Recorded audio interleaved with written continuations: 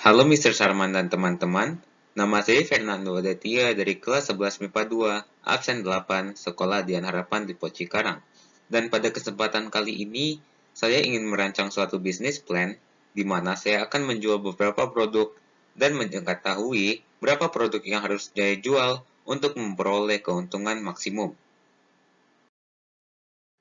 Tentunya, untuk menyelenggarakan suatu bisnis, kita harus menentukan barang apa yang ingin kita jual.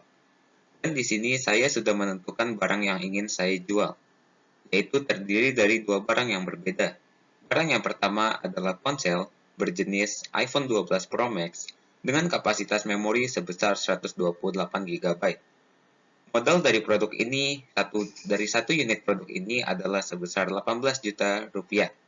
Dan keuntungan yang saya akan peroleh ketika saya menjual satu unit ponsel ini yaitu sebesar 3 juta rupiah. Dan besar kardus dari iPhone ini adalah 50 cm persegi. Dan produk yang kedua yang saya ingin jual ini adalah ponsel bertipe iPhone 12 Pro, yaitu dengan kapasitas memori sebesar 128 GB. Harga modal dari satu unit produk ini yaitu sebesar 15 juta rupiah. Dan keuntungan yang akan saya peroleh ketika saya menjual satu unit produk ini yaitu sebesar 2 juta rupiah. Dan besar kardus dari ponsel ini yaitu sebesar 40 cm persegi. Dan berikut adalah narasi yang telah saya buat mengenai ide bisnis plan ini. Jadi, saya ingin menjual ponsel yang diimpor dari luar negeri. Saya memiliki modal yaitu sebesar 585 juta rupiah. Dan ponsel yang saya impor ini terdapat dua jenis yang berbeda. Ponsel yang pertama ini berjenis iPhone 12 Pro Max, dan ponsel yang kedua ini berjenis iPhone 12 Pro. Harga dari ponsel tersebut secara berturut-turut adalah 18 juta rupiah dan 15 juta rupiah. Sedangkan besar etalase untuk menyimpan ponsel tersebut adalah sebesar 1600 cm². Dan jumlah ponsel yang saya jual ini adalah maksimal hanya 35 unit agar saya tidak dikenakan ongkir ekstra. Jadi, berapakah jumlah ponsel yang harus saya jual untuk memperoleh keuntungan maksimum?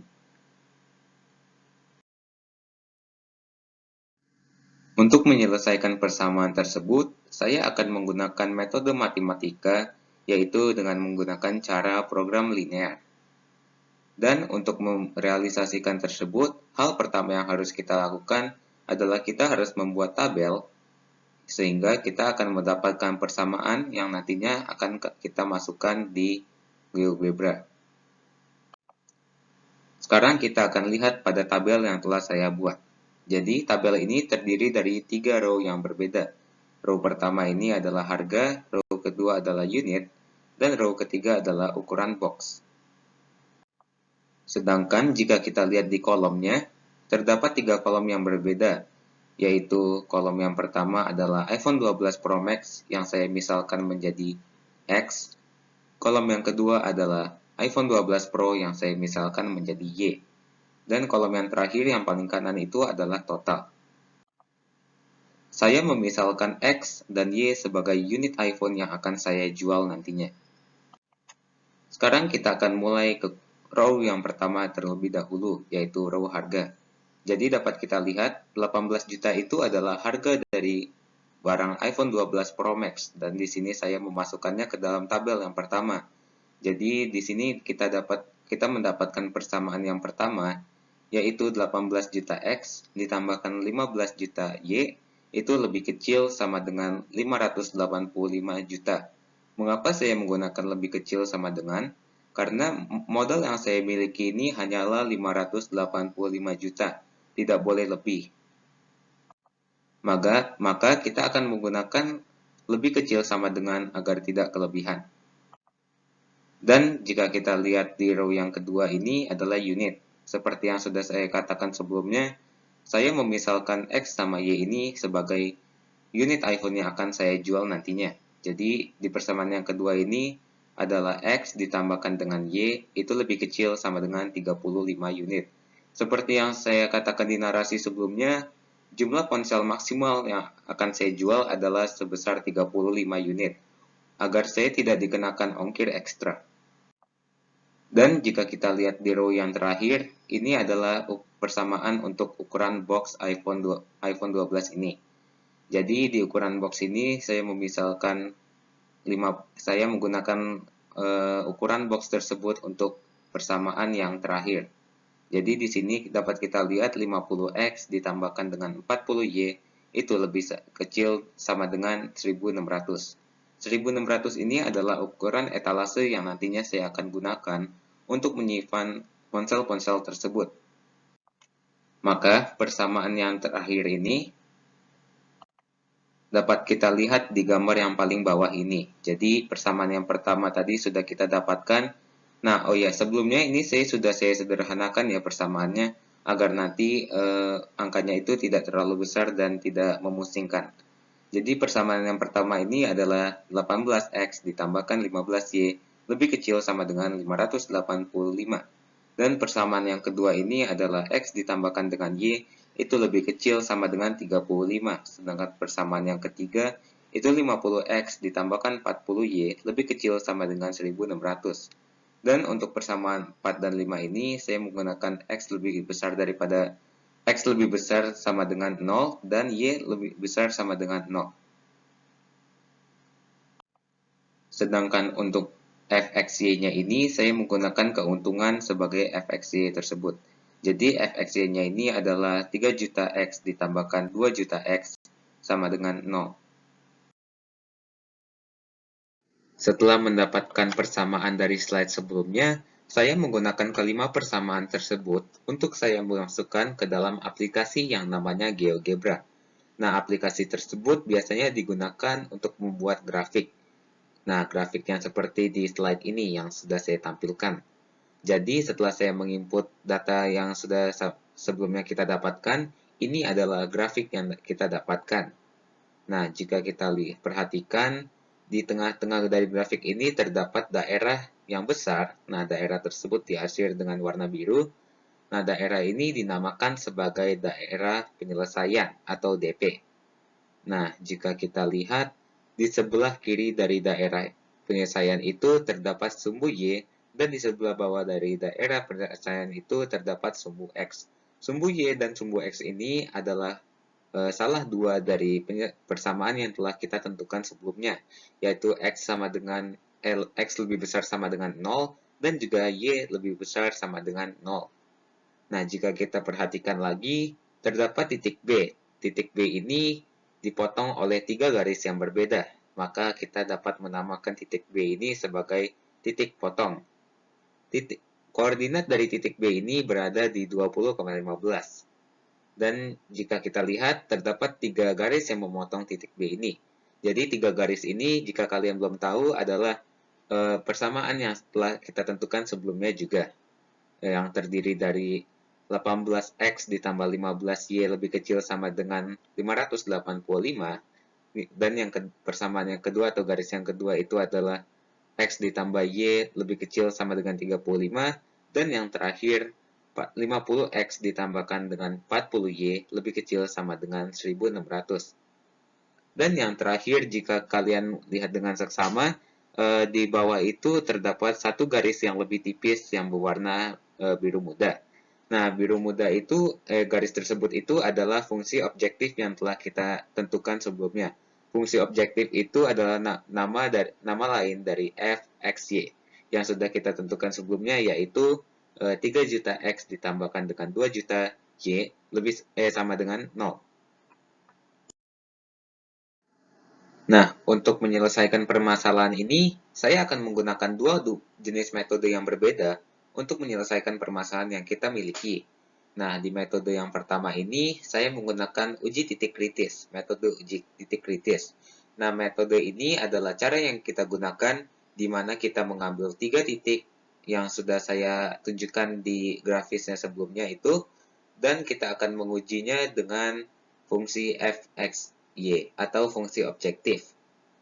Oh ya, sebelumnya, jika kita ingin mencari titik potong dari grafis tersebut, kita juga dapat menggunakan metode eliminasi yang saya tunjukkan di gambar di sebelah kanan ini.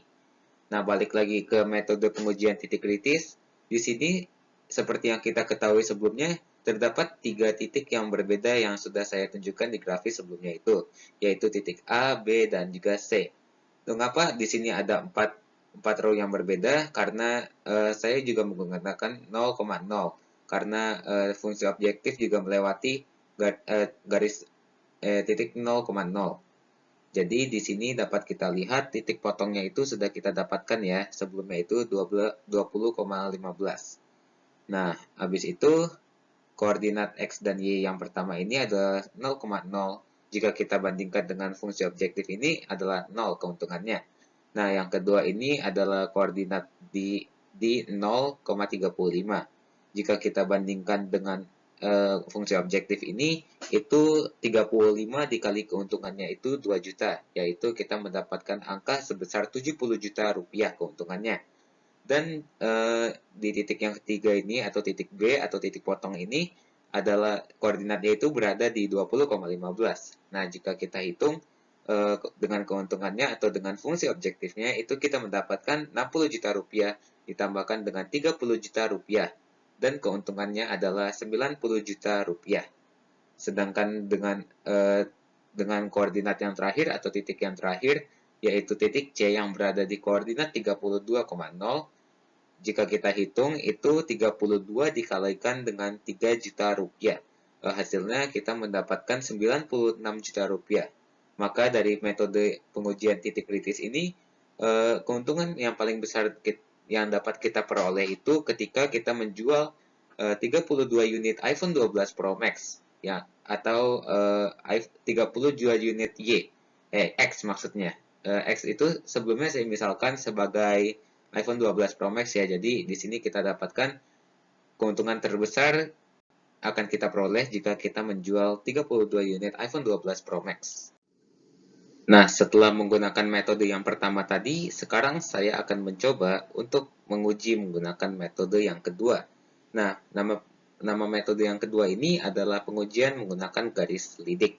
Jadi, seperti yang kita sudah lihat di grafik yang sebelumnya saya tunjukkan, terdapat garis selidik atau garis yang berasal dari fxy atau fungsi objektif.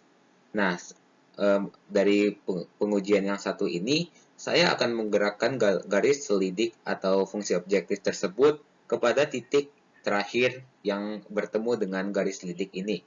Nah, untuk memindahkannya, silakan nonton video yang telah saya putar ini. Di sini saya menggunakan aplikasi GeoGebra dan menggunakan fungsi yang namanya parallel line untuk memindahkan garis lidik yang sudah saya pindahkan di video ini. Tuh. Jadi seperti yang kita lihat, titik terakhir yang terpotong ini yang bertemu dengan garis lidik itu berada di koordinat X sama dengan 32 dan Y sama dengan 0. Lagi-lagi kita mendapatkan hasil yang sama dengan metode 1, yaitu hasilnya X sama dengan 32, Y sama dengan 0. Atau keuntungan maksimum akan kita peroleh jika kita menjual 32 unit iPhone 12 Pro Max dan 0 unit iPhone 12 Pro.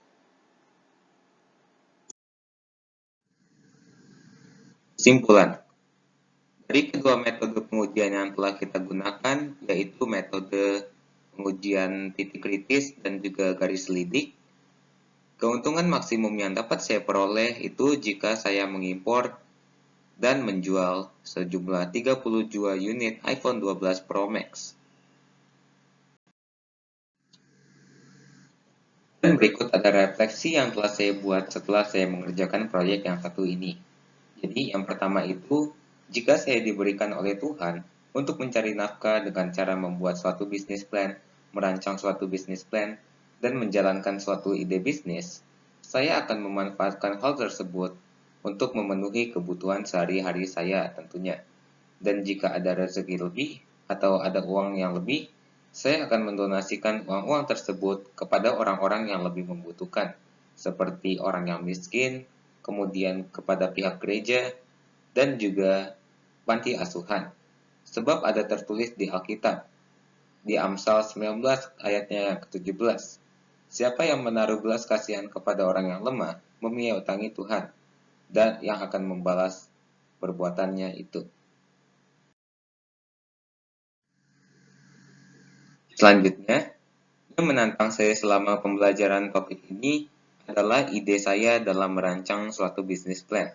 Karena ide tersebut itu saya harus mencari suatu produk di mana saya dapat memvariasikan variabel yang digunakan. Nah, variabel yang digunakan tersebut akan saya manfaatkan untuk membuat suatu persamaan yang nantinya akan digunakan untuk menyelesaikan permasalahan yang ada pada soal. Nah, yang kedua, hal baru yang saya pahami melalui kegiatan pembelajaran topik ini adalah saya dapat menggunakan materi-materi dan cara dalam mencari keuntungan maksimum ini nantinya jika saya ingin menyelenggarakan suatu usaha nanti di masa depan.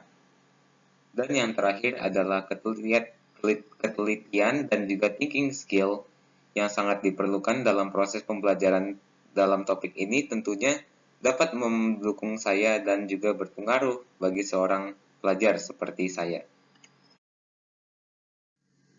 Terima kasih Mr. Sarman dan teman-teman karena sudah mendengarkan presentasi dan sudah menyaksikan video saya. Tuhan memberkati.